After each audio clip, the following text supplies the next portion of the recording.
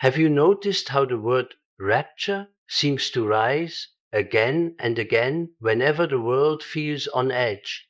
One crisis fades, another begins, and suddenly people start searching the same phrases. Is this the end? Are we in the tribulation? Will we disappear? It's fascinating, almost as if the collective imagination keeps circling back to a single story of escape and judgment. But why? Why does the idea of a sudden end, whether divine, cosmic, or catastrophic, hold such magnetic power? Carl Jung once said, "What we are not conscious of appears in our lives as fate." Perhaps our obsession with endings is not about prophecy, but about psyche. Perhaps what we call the end of the world is the psyche's symbolic way of saying something in us must end so that something larger can begin. Over the past decade, I've watched countless rapture videos rack up millions of views, countdowns, visions, urgent warnings. On the surface, these are about theology or geopolitics, but underneath, they are emotional documents, expressions of deep unspoken anxiety. Jung called this kind of collective mood a psychic epidemic, when a symbol from the unconscious grips a culture and spreads faster than logic can contain it. Now, I want to be clear from the very start. This is not a theological debate. I am not here to argue whether the rapture will happen before, during, or after the tribulation. My lens here is psychological, not doctrinal. Jung often emphasized that the symbols of religion are not inventions, they are spontaneous expressions of the soul. So, rather than asking, is it true, in the literal sense, we will ask, what truth is it showing? Because when a symbol seizes millions of minds at once, it deserves our attention. People don't watch these videos merely out of curiosity. They watch because they feel something rising in themselves. Fear, hope, guilt, awe, maybe even longing. Jung wrote, "The psyche is not of today. Its ancestry goes back many millions of years." Which means that when we respond so strongly to the idea of a cosmic rescue or final judgment, we're touching something ancient within us, something older than any single religion. Think of the rapture motif as a mirror. For some, it reflects fear of loss or punishment. For others, it reflects a longing to go home, to be lifted above the chaos of a broken world. But at its deepest level, the rapture symbol may reveal the psyche's eternal pattern of death and rebirth, the transformation Jung saw as essential to individuation, the process of becoming whole. So, when people say the end is near, perhaps the unconscious is whispering, the old self is near its end. The apocalypse outside becomes a coded image for the change inside. In that sense, the end times are not necessarily a calendar event. They are an inner threshold where the ego meets something vaster than itself, the self, as Jung called it. And that meeting, like the rapture itself, can feel both terrifying and transcendent. This series will trace that transformation step by step from the collective hysteria of end times talk through the archetypal structures beneath it into the individual psyche that carries it. Along the way, we'll explore Jung's idea that the gods have become diseases, meaning that what ancient cultures projected onto the heavens, we now experience as psychological crisis. And perhaps by decoding the rapture symbol, we can learn to transform apocalypse into awakening. So, before we go further, let's set a simple intention to approach this subject not with fear, but with curiosity. Not to prove or disprove, but to listen to our dreams, our collective myths, and our own emotional reactions. Because in Jung's words, the world will ask you who you are. And if you do not know, the world will tell you. And in this moment, when so many feel the world collapsing, it might be that the psyche is simply asking us to remember who we are. Before we go deeper, let's get clear. on what this conversation is and what it isn't. This is not a sermon about timelines or predictions. It's not about disproving anyone's faith or replacing scripture with psychology. In fact, Jung himself warned against that kind of arrogance. He wrote, "We must not imagine that we can simply replace religious symbols with psychological terms. The psyche itself created those symbols long before science existed." So, this exploration is not about taking belief away, it's about giving it depth, because many people come to rapture content not out of mockery or fanaticism, but out of longing. A longing for meaning, moral clarity, safety, and certainty in a world that no longer feels stable. When headlines contradict each other, when values fracture, when even time itself feels accelerated, the ancient images of the end return as if to anchor us. Jung would say that every culture develops its own symbolic immune system, its myths, prophecies, and rituals that help the collective psyche metabolize chaos. When the outer world becomes too complex, the unconscious offers stories simple enough to hold our fear. The rapture is one of those stories, a symbolic compression of countless anxieties into a single radiant image being lifted away from danger into perfect order. So rather than ridiculing the image, we can ask, what psychological work is this symbol doing for us? What wound or hunger does it serve? Jung once described symbols as the best possible expressions for something unknown, meaning when we can't think our way through an experience, the psyche paints it, it dramatizes what we cannot yet understand. That's why we approach this theme with reverence. The symbol of the end times is not mere superstition, it is a mirror held up by the soul. The question is not whether the rapture will happen out there, but whether we are listening to what it's saying in here. Think of how often people turn to these videos in quiet moments, late at night, scrolling, searching. It's rarely just curiosity. Beneath it is a whisper, please tell me there's a plan. Please tell me this pain means something. That plea is sacred. It deserves more than either blind belief or cold dismissal. It deserves understanding. So, for the next several chapters, we'll stay in that middle space between spirit and psyche, between symbol and story. I'll show you how Jung's framework lets us interpret the rapture motif as an archetype of transformation, a pattern through which the unconscious communicates with the conscious mind. And to enter that space, we need a compass. Jung called it the archetype, a deep structural image that organizes human experience across all cultures and ages. It's the root system beneath every myth, dream, and religious vision. So, if the psyche speaks in archetypes, we must ask, what archetype is the rapture? Why is the end such a magnetic recurring image across civilizations? To answer that, we turn now to archetype 101 and explore why the end is rarely the end at all, but the threshold of transformation. Let's start with one of Jung's most central ideas, archetypes. He described them as inherited patterns of human experience, universal blueprints living in the collective unconscious.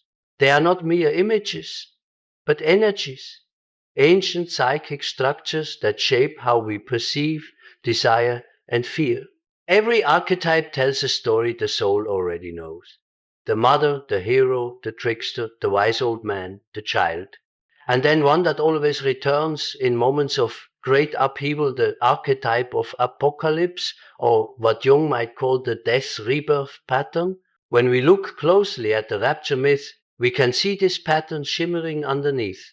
The destruction of an old world, the purification through fire or judgment, and the emergence of a new order. It is not merely about catastrophe. It is about renewal through dissolution. Jung put it plainly, there is no coming to consciousness without pain. People will do anything, no matter how absurd, to avoid facing their own soul. So when society begins to dream of the end, it may be that the collective psyche senses a need for transformation that the conscious world resists. The end becomes the only story large enough to carry that pressure. This is why the apocalypse feels numinous, that word Jung loved, describing the peculiar energy of the sacred and the uncanny combined. He borrowed it from Rudolf Otto, who called it mysterium tremendum et fascinans, the mystery that both terrifies and attracts. The rapture carries precisely that charge, dread and desire intertwined. It promises rescue from corruption, reunion with the divine, justice against evil, and renewal of meaning.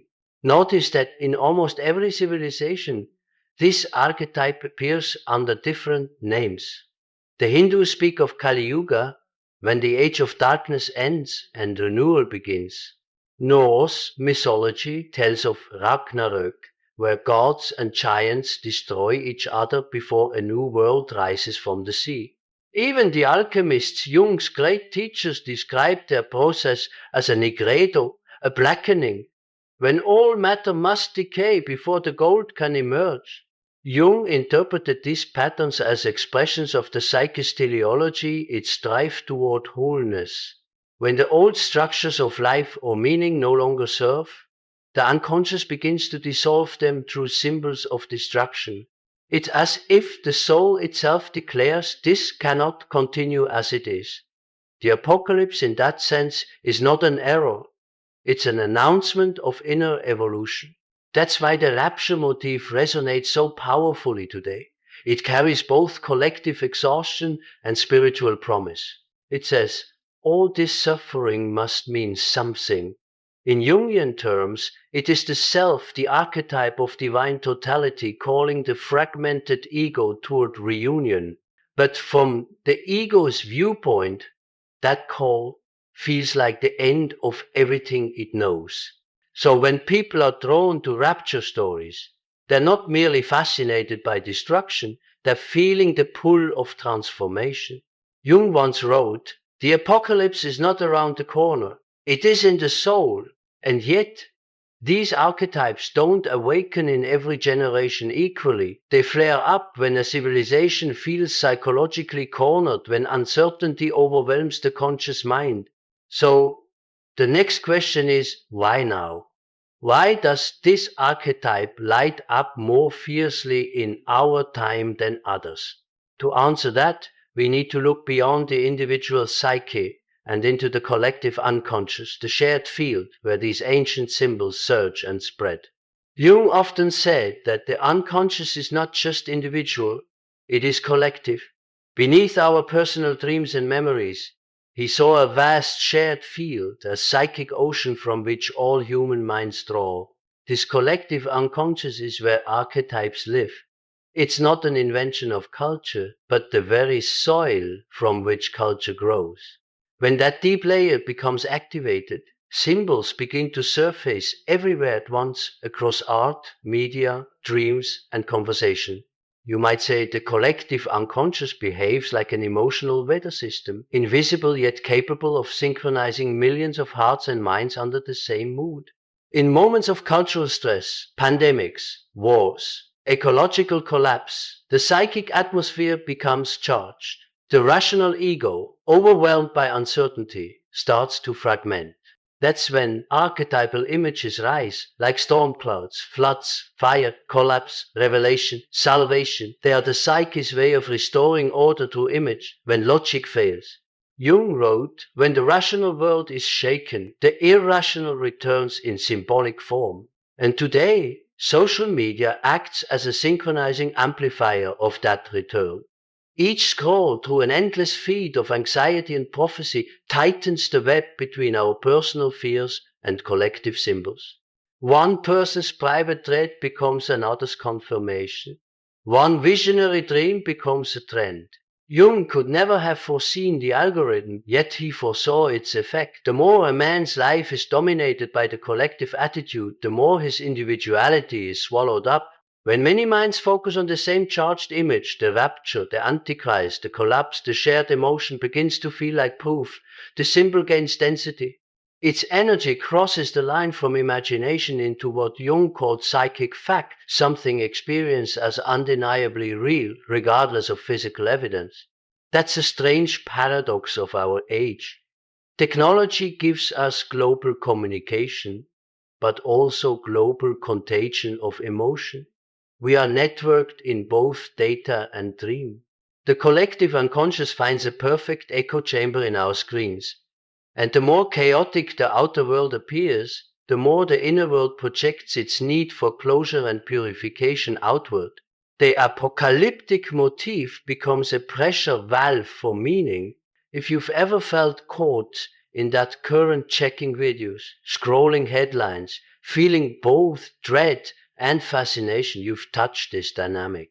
The archetype of the end has merged with the nervous system of the modern world.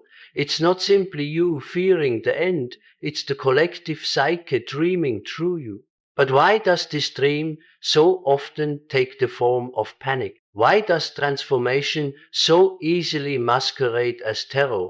To answer that, we have to shift from the outer contagion to the inner conflict that fuels it, the tension between the ego and the self. Because in Jung's view, what we project as an apocalyptic battle in the world often begins as a struggle within. Every apocalypse begins with a tremor inside the individual. Jung would say that before the world collapses around us, it collapses within us. The tension we see projected onto heaven or history often begins as a private conflict between two centers of the psyche, the ego and the self.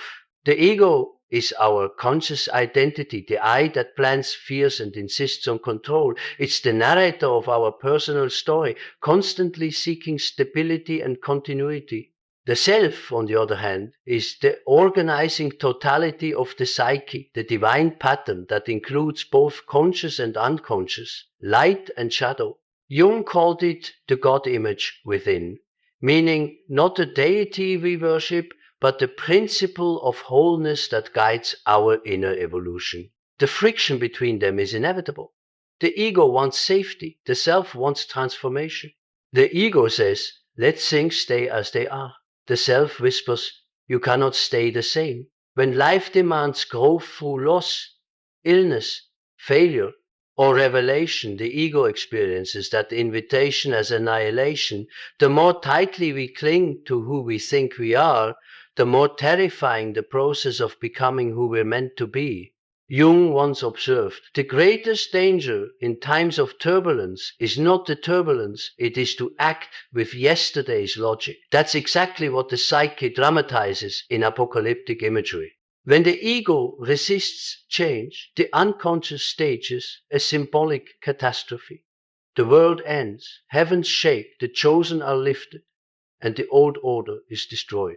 This is the inner rapture, seen through the frightened eyes of the ego. So when someone says, I feel like everything's falling apart, the deeper translation might be, my current identity can no longer contain the life that wants to emerge.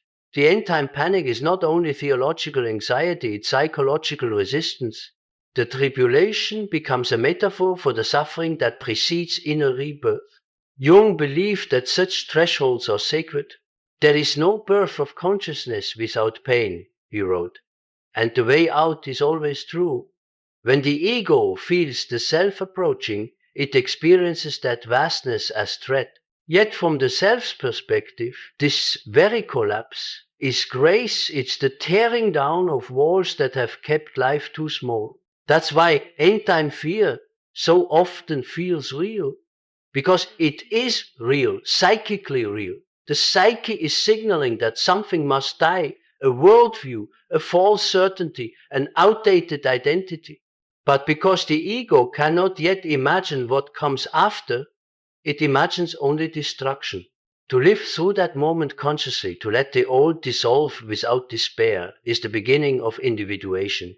Jung compared this to alchemy's great formula. Solve et coagula, dissolve and reunite. First, the substance breaks apart, then a new form emerges. So when millions fixate on images of rapture or judgment, we might see it as a collective mirror of that same process.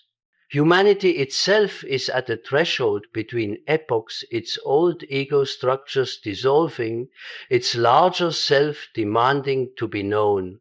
And as Jung would remind us, the gods have become diseases, meaning what we refuse to understand inwardly becomes symptom and crisis outwardly. The end times may be less about divine punishment than about psychic compensation, the unconscious pushing civilization toward balance by dramatizing what consciousness refuses to face. But the psyche does not only speak in global tremors or theological symbols, it also speaks in the intimate personal language of dreams. Dreams are where the rapture stories we watch collectively are rewritten in the code of our own lives. If the outer world speaks through facts, the inner world speaks through symbols.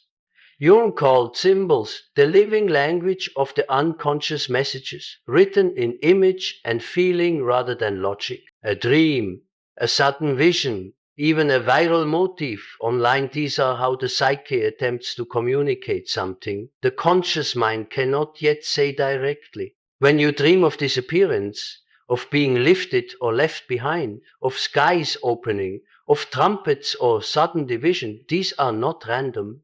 They are the psyche dramatizing invisible processes. Jung wrote, "The dream is the small hidden door in the deepest and most intimate sanctum of the soul. Through that door, the rapture speaks not as a cosmic event, but as a personal revelation." Think of the recurring images. The sudden vanishing, the ego's loss of control, the old identity dissolving. The trumpet blasts the call of the self, summoning attention to what must awaken. The sky opening, the breakthrough of consciousness beyond old boundaries. The separation of people, the discerning moment when one part of you moves toward truth while another clings to the familiar. In this way, the rapture becomes an inner dialogue between your conscious ego and your unconscious self. The story is archetypal, but the meaning is always personal. The psyche does not copy scripture. It borrows its language to say something intimate about your life. Imagine, for instance, a composite dream. You are standing in a crowded street when a light splits the sky. People begin to rise and you reach upward, but your feet are heavy, you cannot lift.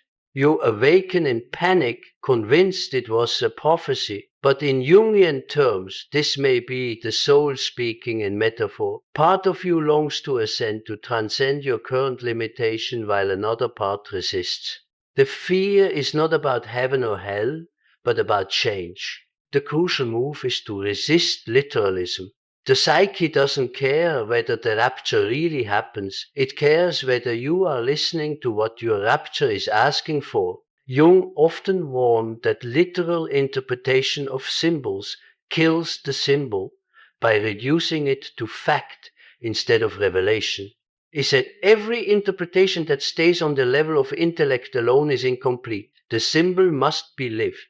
To live a symbol means to ask, what in my life is trying to transform right now? What must end and what must begin? When the unconscious uses apocalyptic imagery, it is not predicting disaster, it is describing intensity, urgency, the breaking of old forms. And here's the paradox. When we try to banish these images as irrational, they don't go away, they slip underground and gain power. The unconscious will find another way to speak, perhaps through fear, obsession, or projection, to meet the symbol consciously, to say, I see you. What do you mean? Is to release its charge and recover its guidance, because every unacknowledged image eventually turns into shadow. And that brings us to the next turning point, the place where the rapture story stops being about salvation or escape and starts revealing what we refuse to face. Jung called this the domain of the shadow, the hidden side of the personality that we cast onto the world and call evil. Every light casts a shadow. Jung said, one does not become enlightened by imagining figures of light, but by making the darkness conscious. In the language of the psyche, the shadow is everything within us that we do not wish to see, our repressed motives, desires, fears, hypocrisies, and impulses toward power or deceit. And the greater our effort to appear righteous or pure, the darker and denser that shadow becomes. When collective anxiety surges, the shadow no longer hides inside individuals. It migrates into the shared imagination. It looks for a figure, a container to hold the disowned darkness. In apocalyptic symbolism, that figure often takes the form of the Antichrist. Now, in Christian theology, the Antichrist is a literal person or force opposed to Christ. In Jungian psychology, it is a psychological projection, the embodiment of everything the conscious mind refuses to claim as its own. Jung wrote, "The shadow personifies everything the subject refuses to acknowledge about himself. When we cannot tolerate ambivalence within, we split the world into saints and sinners, faithful and damned, light and darkness." It is no accident that times of great moral panic produce a flood of enemy imagery. People feel powerless before complexity, so the psyche simplifies. All that is evil must live somewhere else in the heretic, the corrupt leader, the deceiver, the antichrist. The outer war mirrors the inner refusal. We exorcise the darkness we fear to meet within. Jung observed this pattern during both world wars. He said that humanity was possessed by its shadow. Each side projected its own brutality onto the other and called the result holy. The same dynamic recurs in our digital age. Entire communities built around identifying the latest antichrist, the latest deceiver, the latest scapegoat. Beneath it all lies a single unintegrated fact, the human capacity for both good and evil. To recognize this does not mean to trivialize evil or deny moral discernment. Jung never dismissed the reality of destruction or cruelty. He simply insisted that real discernment begins with self-knowledge. The individual who is unconscious of his shadow is blind to the evil in himself and incapable of seeing it in others without projection, he warned. So, when we demonize others in the name of purity, we may unconsciously feed the very darkness we fear. The more we project, the more energy the shadow gains. The Antichrist becomes inflated, terrifying, almost supernatural, because it now carries not only our personal darkness, but the collective's. But there is another way. Jung believed that by reclaiming our projections, by saying, yes, that too is human, that too is in me, we begin to integrate the shadow. Integration doesn't mean indulgence, it means awareness. It is the act of taking back moral agency. When we do that, the symbolic Antichrist begins to lose its hypnotic power. We no longer need an external villain to carry our fear of corruption. We can hold that tension inside consciousness. This is the turning point from hysteria to discernment, from collective possession to individual responsibility. The moment you withdraw a projection, you reclaim a piece of your soul. You stop chasing devils outside and begin the work of reconciling opposites within. And that inner reconciliation is what Jung called individuation, the process of becoming whole, of integrating light and dark, spirit and soul, ego and self. In a way, individuation is the true rapture, the moment when you are caught up not into the sky, but into the full reality of yourself. When Jung spoke of the self, he often described it as the guiding center of the psyche, the pattern that draws the fragments of our being toward wholeness. Every crisis, every symbol, every dream ultimately serves that movement. The self, Jung wrote, is both the goal and the origin of our life's journey. If the rapture story captures the longing to be lifted, to ascend beyond suffering and confusion, then individuation is that same event turned inward. It is the soul's way of rising not into another world, but into the fullness of this one.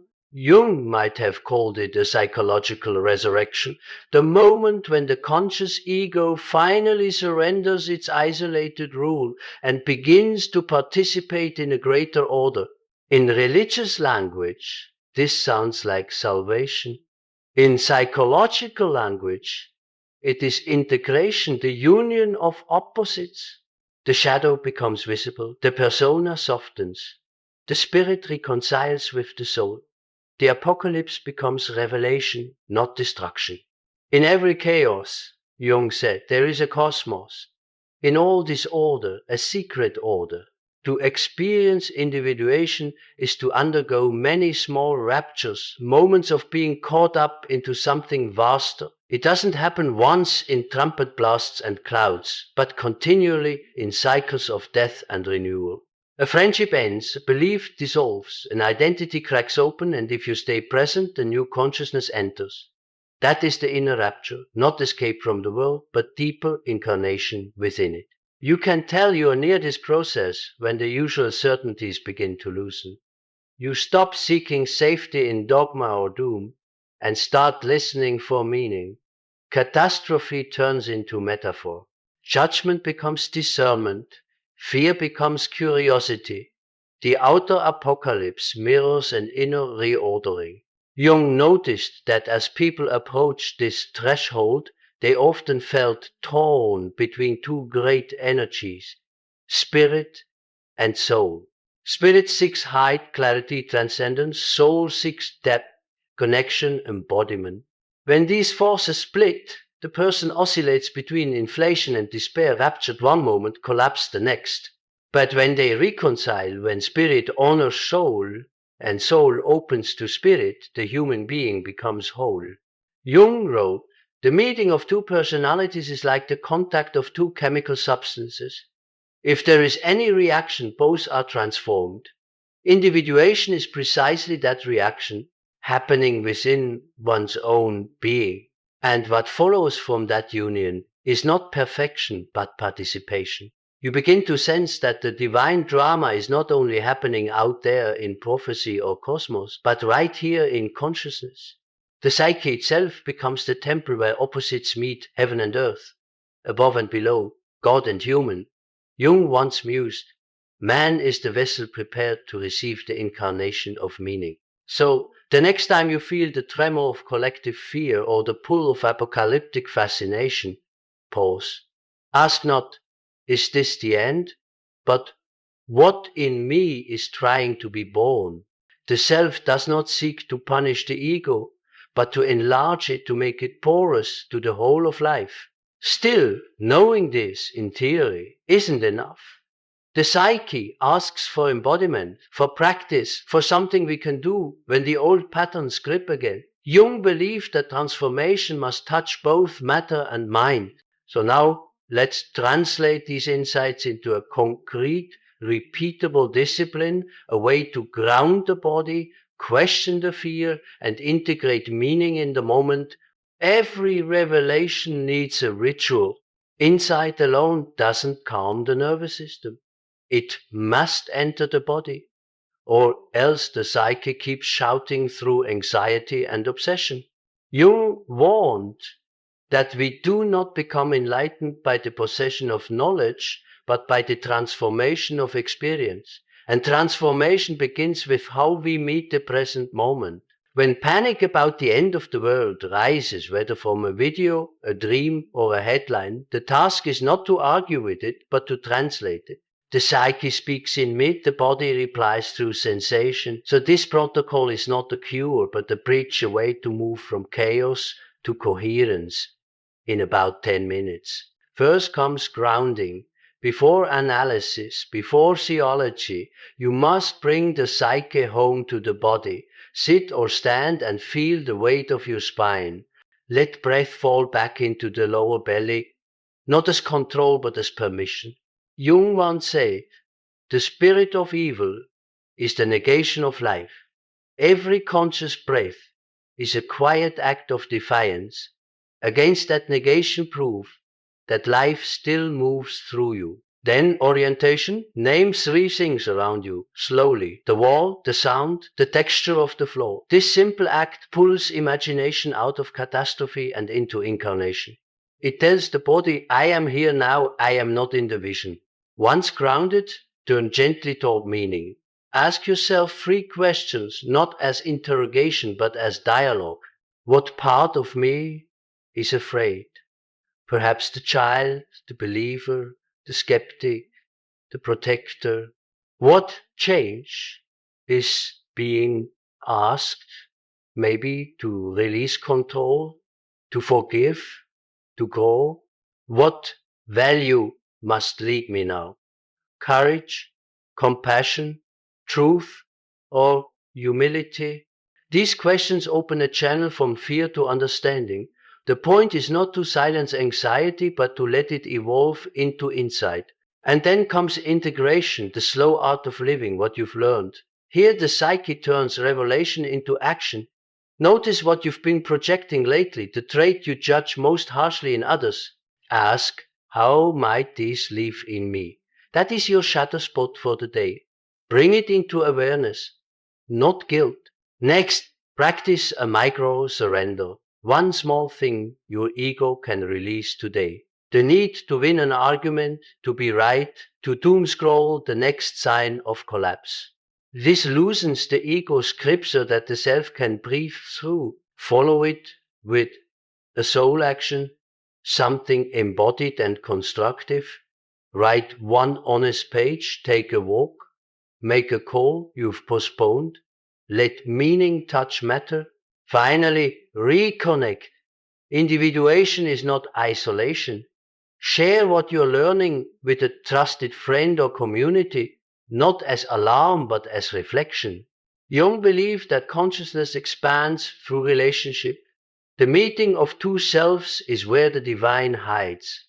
10 minutes. Once a day. That's all it takes to begin translating apocalypse into awareness.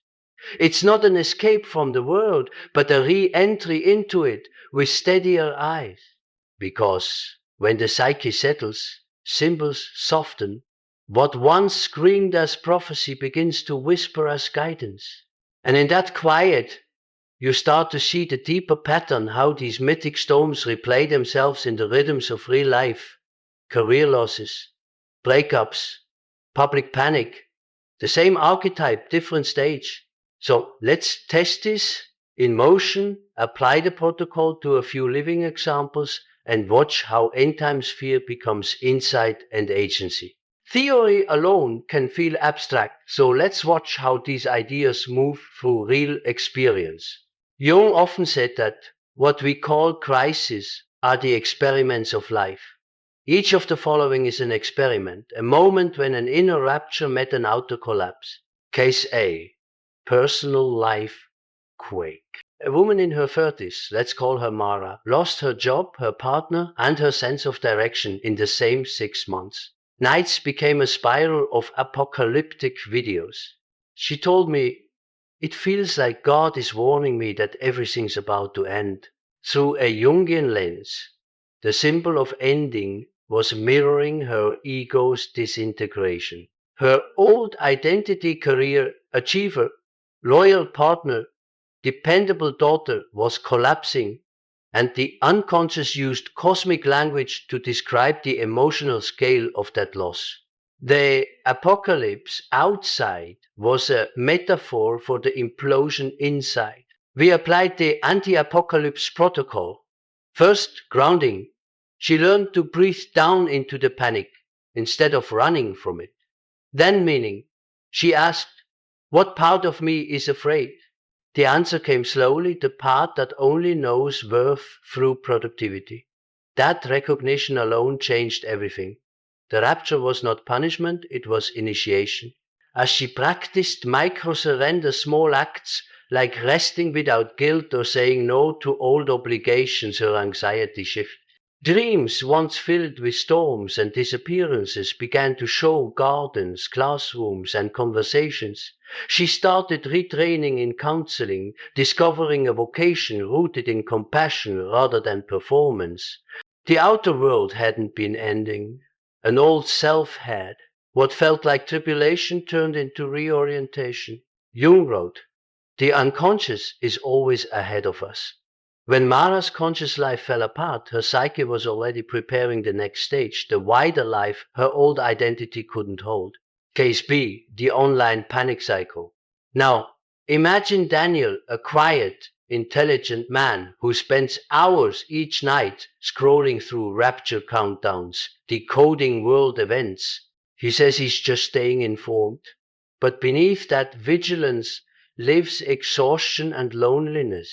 The pattern is familiar. Each new video triggers fear, which drives him to watch more, which deepens fear again. The collective archetype has fused with his nervous system. In Jung's words, he is possessed by an image. Here, the work begins with shadow recognition. When we explored his projections, Daniel realized that what most terrified him about the deceiver was the capacity for manipulation, the very trait he'd disowned since childhood after being punished for telling small lies.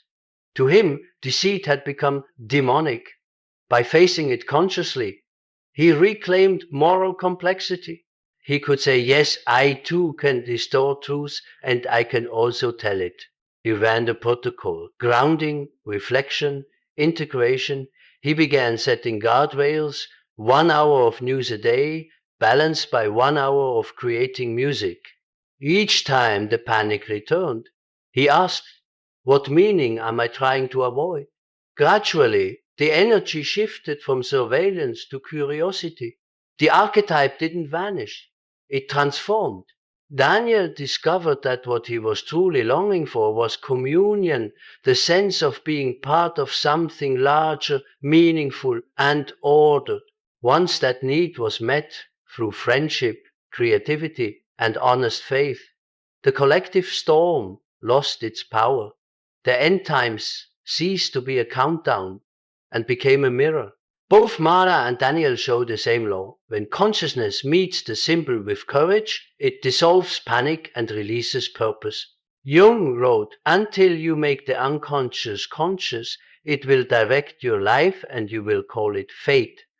These small awakenings are the personal ends of the world and the beginnings of a more real one. Now that we've seen the transformation in motion, we can ask, how do we sustain it? How do we keep the practice alive when the collective currents return, when the algorithms revive fear and the world grows loud again? The answer lies in ritual, simple, steady acts that remind the psyche that meaning is stronger than hysteria. Jung believed that the psyche renews itself through rhythm. Revelation, he said, must always be followed by ritual, or the insight fades into abstraction. Every transformation demands not just understanding, but the right to hold it, he wrote. If apocalypse symbolizes death, then ritual symbolizes rebirth, daily actions that teach the soul to inhabit its new shape. After the personal rapture comes the quiet work of continuity. To live in the world again, but differently. The question becomes, how do we stay awake without staying afraid? The simplest way is through practice, small, repeatable gestures that weave awareness into habit. For this series, I offer 2 that Jung himself might have approved of: the Dream and Shadow Journal and the Meaning Over Hype Challenge. The first is deceptively simple. Each night or morning, take 10 minutes with a notebook. Record 1 dream fragment, 1 moment of emotion, 1 projection you noticed, then ask 2 questions. What symbol or feeling is returning? What change might it be asking for? This daily rhythm keeps the unconscious in conversation with the conscious. It prevents the archetypes from erupting unannounced, because they are already being listened to. Jung once said, dreams are the compensations of the soul. By honoring them, we cooperate with that compensation rather than resisting it. The second ritual is communal. For 30 days, replace 10 minutes of doom content with 1 soul action, something real, embodied, and connecting. Read a page of poetry instead of prophecy. Call a friend instead of refreshing a feed. Walk, paint, pray, write, volunteer. The point is not moral purity, it is symbolic rebalancing. When fear tries to pull attention upward into abstraction, bring it downward into incarnation. These practices are not self-improvement tricks. They are psychic hygiene. They keep meaning alive in a world addicted to noise. Jung knew that individuation does not happen in isolation. It requires relationship, dialogue, and community. He said the meeting of two personalities is like the contact of two chemical substances. If there is any reaction, both are transformed. Each time we share reflection instead of fear, the collective psyche shifts a little toward wholeness. So perhaps the true preparation for any end is not storing food or decoding signs, but cultivating rituals of connection with self, with others, with the unseen depths that still moves through life. The point is not to escape the world, but to become conscious participants in it.